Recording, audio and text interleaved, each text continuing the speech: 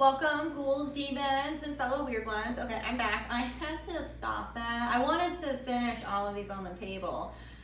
And I forget sometimes just how long-winded I can be, and I was cooking and I had to go check my food in the oven, so I had to stop that. So anyway, what did I call you? Beauty. I named this one Beauty. So we're not going in order anymore. Now I gotta flip through this. So she looks like a rose. It could potentially be a tulip, but that's kind of like the floral vessel. But I picture a rose, and I particularly envisioned the rose in Beauty and the Beast in the canister and like the petals falling. And I feel like this is like the overall vibe of this Beauty candle was that it was the final petal fell. Like, so it's that like climax conclusion, which we're going into the autumn equinox, which is related to the last quarter moon in like a grand scale, right? So that would kind of be like the symbolism of that, like a climax of an event, not like the final conclusions, which the conclusion would be where Belle and the prince, like they're dancing and all of those fun things. This is that kind of like the plot twist moment of like what's gonna happen, how is this gonna conclude? And in that moment, the final rose fell, Beauty and the everyone, you know the story if you know the story. So that's kind of like where this came from. And so there's like a small crescent that you can kind of see in there, but there isn't necessarily, it's not a distinct crescent. It's kind of just this intermixed representation of beauty, femininity, Venus, love, pink. You could connect it to like a heart chakra and a third eye chakra base if you wanted to. There is a heart stone in there. I believe it's a quartz. And then there's yellow aventurine or citrine. What did I put in? Oh, yellow calcite, that's what it is. Okay, yeah, so it's yellow calcite. Sometimes the wax, the colors are hard to always identify. And the scent is black, violet, and saffron, which is my favorite fragrance that I got. So if I haven't explained it, or for people who have missed it in other video or whatever, the fragrances for this fall line, which I should have maybe mentioned, these are Candle Science fragrances, and I'm expanding from the natural and essential oil based fragrances into more seasonal based fragrances in like there's like pumpkin spice and some of these, the autumn glow. So I really like P&J trading, which is where my spring and summer collection, all of those for like P&J and I really like them. Because I've been going through this I'm trying to find consistent brand workings. And so throughout my business, I've kind of been someone I use what's available, and now I'm kind of refining that into using incredibly specific things that I've built a long-term, deep and meaningful relationship with. And so I have like my wax has been consistent, my wicks have been consistent, the candle dye has been consistent. The crystals overall have been consistent. I still do some of them. I find at different adventures, and they kind of come from different places. But I have two main crystal people that I work with, and the flowers, like same thing. So things have been consistent. But the essential oils, because the fragrance game is such a corrupt place. So these ones are Candle Science, because it came between P&J Trading and Candle Science.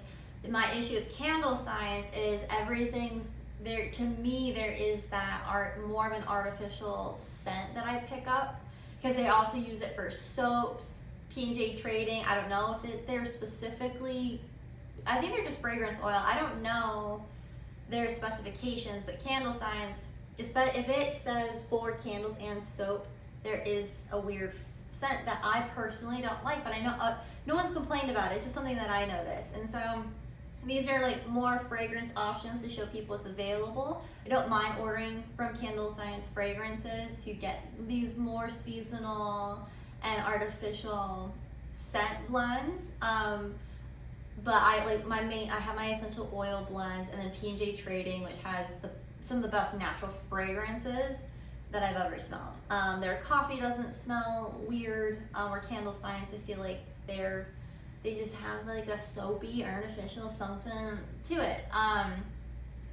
Again, this is me. This doesn't mean people are gonna like what they smell like. I enjoy it for what it is, but I have a particular, like, what I would want to use in the candles that I burn. But also I think that there is significance if you're smelling something in the candle that could be a release of something within your energetic field that you're picking up on that needs to be released through the candle. So I don't know, I interpret things different ways for different reasons at different times.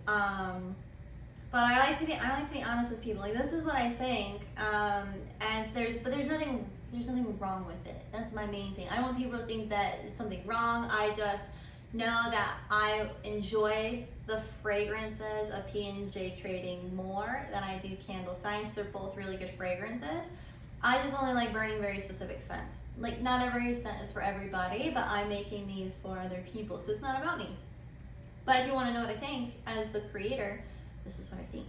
So with that being said, I really love black violet and saffron. I had cedarwood, rose, and saffron. That was another one that I really loved. So far, every saffron scent that I've gotten from Candle Science, I really like. It's more of the fall like scents that I ordered that I was really excited about, like the pumpkin spice, I was disappointed with. So that's just me being honest. But this one fucking smells really good. I really love the beauty candle. So again, good for self-love, or just love in general, love workings, the love frequency, which can be attached to manifestation or healing. You can attach the climatic plot interpretation of Beauty and the Beast to your magical workings. There's a lot of symbolism in there. And again, there is a heart charm. Okay, so now, where are we?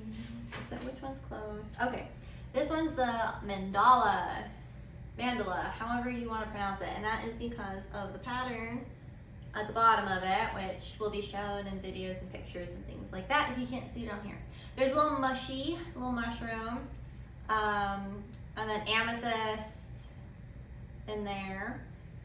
Yeah, this one, I don't know, this one I just kind of wanted to be a little quirky and chaotic, like you see on all of those sound frequency YouTube videos. So I wanted the different colors, and it's just kind of be like a, so yeah, this would be it in a sense. Like, this is how I like viewed it, was this direction. And so there's the mandala, etc. And this is, I guess, the base of the screen. And then there's the flower that's usually blossoming in those videos, and then you have like the waves around it. So that's just kind of what I was picturing when I was like placing the stones and everything. And I guess it kind of depends on how you look at it, what you notice in it. But that's how I set up the flower and everything, as I kind of just wanted this to be like, or this could even be viewed as like a sunrise or a sunset over the horizon. Yeah, so this one is about meditation, manifestation, deep like ritual workings. There could be a more generic intention attached to it depending on your purpose for the candle. It could be, what is the frequency? Like the heart frequency or the frequency of love. Like, it depends on how into sound frequencies that you are, on what you could light this with what you play in synchronicity with that. But the scent, I like this scent too. It's called Moonflower Nectar. So I like the interpretation of moonflower, because the mandala is essentially a flower. It's Venus, so Venus is another connection there. But you could also, where is I fucking going with that? Doesn't matter. Oh, moon. Okay. No. Well, so yeah, flower, but the moon. Okay, there we go. I'm back, I think. The moon, and like the moon is the shadow. It's the inner world. That's what like the meditation is. So I like the symbolism of the moonflower. There we go. So the moon and the flower together. Moon and Venus conjunction, in a way. Yeah, but no, it's real. This one is more subtle. It's giving dewy flowers under the moon at night on like like a warmer autumn day. Like it's not cool, but it's almost like cool. So it'd be September, October energy. So Libra. It's giving Libra. All right. This one is Olympus, and I did that because of the laurel like pattern that's along the edge here. It kind of reminded me, I'm pretty sure it's laurel, like the laurel crown that like Olympians would wear, and some of those Greek symbolisms. And then there's like a victory like trophy thing etched at the bottom. And so I incorporated colors that I associated with like the Olympics and like competition based experiences. So this is like a significant like Mars candle, Aries, gladiator, warrior type energy. And so I'm thinking of, you know, blue ribbon, second place is red, or all the different flag symbolisms, because there's a lot of flags with red, white, and blue on it that, you know, represent your country, and it's just in a different pattern or whatever. So that's what, you know, and the stars champion. So this is all about victory, crossing that finish line, feeling a sense of relief in your journey, your manifestations, your healing work, like whatever it is that you've been calling a victory for. This is your moment to conquer whatever mountain it is that you're climbing. Oh, I haven't been telling you about the burn times. I forgot about that. So both of these, to go back, I put 4 to 6 ounces because they spilled over a little bit. I wasn't too sure on exactly like how. I know what I started with, which is 6 ounces.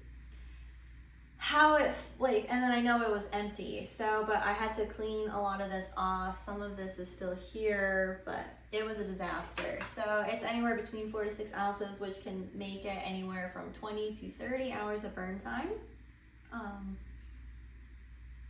Especially depending how you burn it. So Olympus it's a Christmas hearth. So it's like the ultimate celebration. Because I was listening to this lunar book. It's an astrology book, and they were talking about how the winter solstice is like where not just the birth of Jesus, okay, but this was like the birth of the sun, and that's like so it's that mixture of like the death rebirth energy, because winter is associated with death, and with every death is a rebirth. And so with every victory is like a new beginning, so to speak. Like you concluded something, you achieved something, and now what? So this is that gratitude of like the Christmas hearth and all the blessings in your home, that victory, like yes, I did it, and all the people that helped me get there. And then it's kind of like, now we have that time to sit and reflect, and well, now what's our next mountain to climb? So again, fairly masculine, Emperor energy, warrior energy, Aries, Mars. Yeah, but yeah, it's very so the Christmas hearth, it's fairly piney, and like earthy is what I would say. And then this one, let's go back to her. Oh, so this one's 8 ounces. So I know it doesn't look like it with the illusion of the container, but it's an 8 ounce candle, so 40 to 45. 40 to 45 hours of burn time. Okay, I talked a lot. I'm recording so many videos. All right. Who have I not talked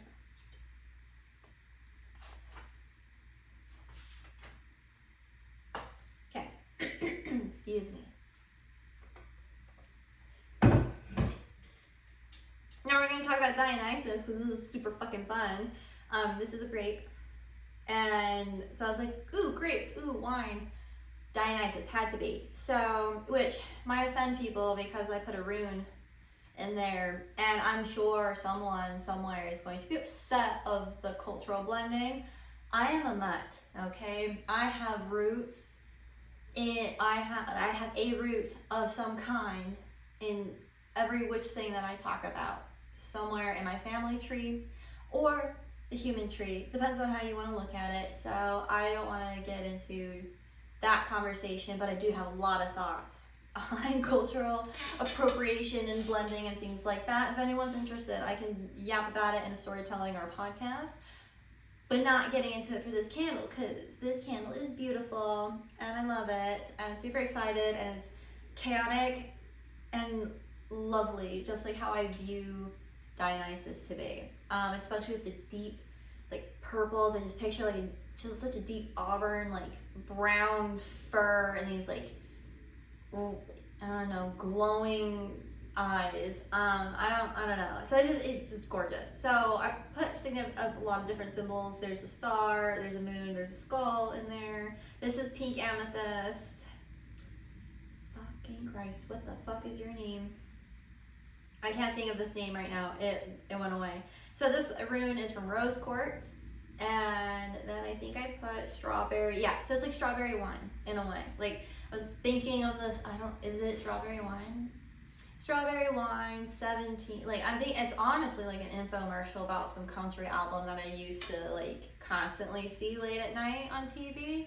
And it's like that mixture of the different singles that are on there that I think is playing through my head, but strawberry wine for sure. Yeah, so white oak and vanilla, strawberry, white tea, and thyme. So yeah, again, gratitude, a party, Dionysus workings, honoring the material world. It's the more pleasurable side of Moloch, in my humble opinion, of energetic connection. For people who follow the more metaphorical symbolism, Moloch represents the devil, which represents the material world. Dionysus is a lover of pleasure in the material world. It loosely, in a nutshell, things are more complex than that, but in this way, like what this candle represents, this is that celebration, the holiday, which is where we start getting into all these holiday seasons, starting with Mabon and moving. Well, we started with Lou on August 1st. That's like the halfway point between summer and like, I mean, there's fun, but this is the like, you know, you're harvesting. You're what the fuck? I don't think reaping what you sow is what I want to say. Maybe it is. I could be lost on that. But yeah, this is like it's a Four of Wands. I really feel like Four of Wands energy with this as well. So purple could be third eye, even up to crown, chakra energy. If there's any other association with wine or grapes that you have, which this seems more Roman than Greek in a sense, but that again could equally be a human migratory divide, a blending of cultures, you know, parents, star-crossed lover energy coming together. That's what a lot of my candles feel like. It feels like, I guess, the bridging of the division in humanity, because my gene pool is so vast with like all these things that I've learned from different people that I'm related to, and where it all went and all the above. I think we're all more interconnected than we realize. And so that's kind of what I feel like as an Aquarius with quite eclectic tastes. It's drawn from all of these different inspiring moments. And even if I don't have like a root in it, there's an interest there for a reason, that I wonder if that's more on a humanitarian collective level, that the world needs to know this cultural practice of wisdom, which I think is interesting. So anyway, with that, we're gonna go into the third eye. Well, this is not called the third eye, but this represents a third eye. This is called the elixir, because it's a little, you know, it's a little picture.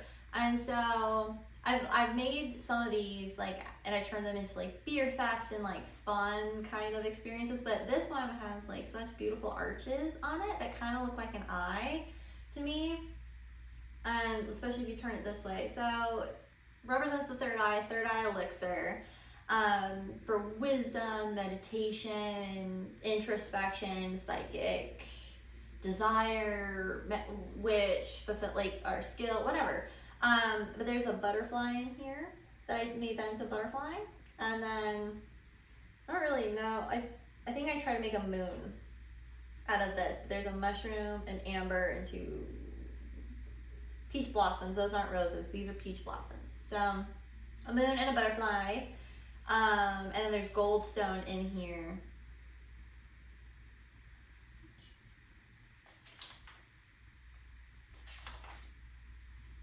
So here we go, Autumn Glow. And I mainly picked this one because I wanted autumn. The name autumn was significant. Not so much the fragrance, but the name of the scent. So autumn, this is, and then glow. So it's kind of like a rebirth, or it's a blast off. Is it taking a trip into a,